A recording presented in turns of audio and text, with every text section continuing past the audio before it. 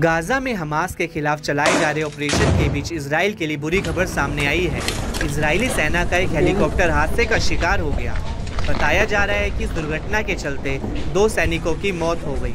वहीं विमान में बाकी जवान हादसे के चलते बुरी तरह जख्मी हो गए हैं। ये घटना बीते मंगलवार 10 सितंबर की रात दक्षिणी गाजा में हुई। हादसे की खबर लगते ही इजरायली सेना की रेस्क्यू टीम तुरंत घटनास्थल पर पहुंचकर राहत बचाव के काम में जुट गई। News.az ने स्थानीय मीडिया के हवाले से इस हादसे की जानकारी दी। बताया गया कि इजरायली सेना ने हेलीकॉप्टर क्रैश की घटना को महज एक एक्सीडेंट बताया है। इजरायली एयरफोर्स की ओर से की गई शुरुआती जांच में सामने आया कि 123वें स्क्वाड्रन से एक UH-60 ब्लैक हॉक को यूनिट 669 की मेडिकल टीम के साथ रफा भेजा गया था, ताकि इलाके में चल रही लड़ाई के बीच एक गंभीर रूप से घायल इंजीनियर को निकाला जा सके। आपको बता दें कि जिस इजरायली इंजीनियर को बचाने के लिए हेलीकॉप्टर आया, वह एक स्नाइपर ऑपरेशन में घायल हुआ था। बताया गया कि यह दुर्घटना रफा में इजरायली बलों के कैंप के अंदर रात करीब 12:30 बजे हुई। जब हेलीकॉप्टर लैंड कर रहा था तो उसका संतुलन बिगड़ गया और क्रैश हो गया।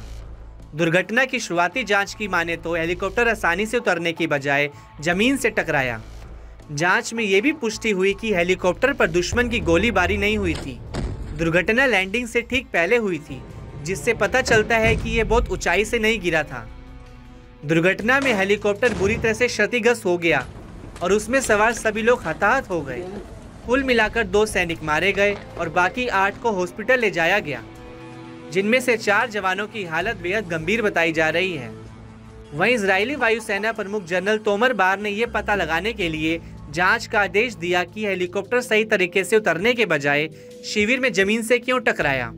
हालिया दुर्घटना में जान गंवाने वाले सैनिकों को मिलाकर अब तक इजराइल के कुल 344 सैनिक गाजा युद्ध में मारे जा चुके हैं। गौरतलब है कि बीते साल 27 अक्टूबर को जमीनी हमले की शुरुआत के बाद से इजराइल बड़े पैमाने पर गाजा में संघर्ष कर रहा है। ब्लैक हॉक हेलीकॉप्टर का इस्तेमाल इजरायली सेना नियमित परिवहन मिशनों और सैन्य अभियानों के दौरान सैनिकों को उतारने और चढ़ाने के लिए करती है। गाजा में युद्ध के दौरान भी इस हेलीकॉप्टर का अक्सर इस्तेमाल होता आया है। इस विमान को गाजा के अंदर से घायल जवानों को निकालने के लिए किया गया है। एक आंकड़े की माने तो इससे करीब 2000 घायल सैनिकों को इजराइल के अस्पताल में ले जाया गया है। बहरहाल गाजा में हालात अभी भी बहुत बेकाबू बने हुए हैं।